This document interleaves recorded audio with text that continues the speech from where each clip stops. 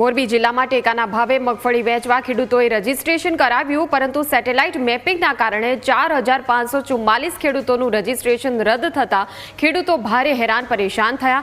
ટંકારા તાલુકાના ખેડૂતો કોંગ્રેસના આગેવાનો સાથે તાલુકા પંચાયત કચેરીએ પહોંચ્યા અને ખેતરમાં મગફળી હોવા છતાં રજીસ્ટ્રેશન રદ થવાનો વિરોધ કર્યો છે।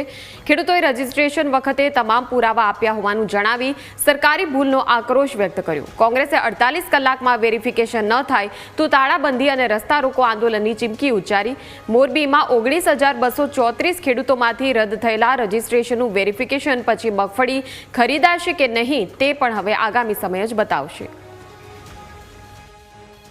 ખેડૂત આગળ ખોટા ફોર્મ ભરાવી અને ખોટી હળીહળી કરાવે છે, તો અમારી એક માંગણી છે કે ખેડૂતને તાલુકા પંચાયતે આવવાનું નથી, તમે સ્થળ ઉપર જઈ અને ખેતરે જઈ અને સર્વે કરી અને જેટલી પણ ટંકારા તાલુકાની અરજી થયેલી છે બધી રેગ્યુલરની અમારી માંગણી છે। અને આવતા દિવસોમાં જો આ નહીં કરી શકે તો અમે 1-2 દિવસમાં રોડ રસ્તા રોકી અને ચક્કાજામ કરી અને રોડ રસ્તા અમે બંધ કરશું।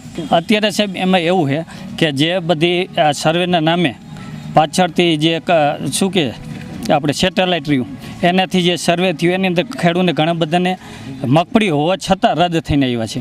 તો આ પ્રશ્ન રહ્યો અને 3 દિનનો અમને ટાઈમ દીધો, 3 દિનની અંદર આ કાર્ય શક્ય જ નથી અને અમારા તાલુકાની અંદર લગભગ ગામ સેવકો પણ પૂરા નથી, એટલે ઘણા બધા ખેડૂતો અવારનવાર હેરાન થતા હોય છે। અને સાહેબ આટલેથી હેરાન નથી થતા, પાછા અહીંથી મગફળી લઈ જવાની અહીંયા પણ આના પ્રશ્ન ઊભા થતા હોય, એટલે ખેડૂતને અમારી એવી માગણી છે કે જે ખરેખર તો શું છે ખેડૂતની જેટલી મગફળી થાય ને એટલી સરકારને ખરીદી લેવી જોઈએ। આપણે ટોટલ મોરબી જિલ્લામાં 19,234 ટેકાના ભાવે ખેડૂત દ્વારા અરજી કરવામાં આવી છે। એમાંથી અત્યારે સેટેલાઇટ ઇમેજ દ્વારા વેરિફિકેશન માટે 4,500 જેવી અરજી વેરિફિકેશન માટે આપવામાં આવી।